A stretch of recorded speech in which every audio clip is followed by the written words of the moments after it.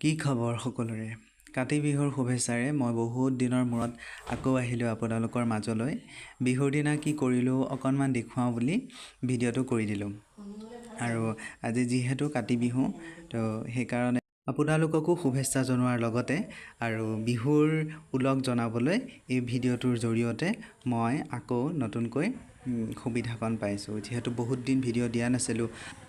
সেইবাবে আকৌ মই নতুনকৈ ভিডিঅ' দিবলৈ ষ্টাৰ্ট কৰিছোঁ আৰু এয়া আমাৰ গোসাঁই ঘৰ আজি যিহেতু বিহু আছিলে গোসাঁই ঘৰত মাহ প্ৰসাদ দিয়া হৈছিলে তো তাৰ অকণমান ভিডিঅ' মই ৰাখি থলোঁ আৰু এয়া দেউতাই ফল মূল কাটি আছে কল নাৰিকল আপেল লগতে প্ৰসাদৰ কাৰণে যোগাৰ কৰি আছে আৰু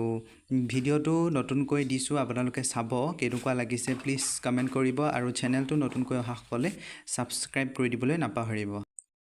বাই বাই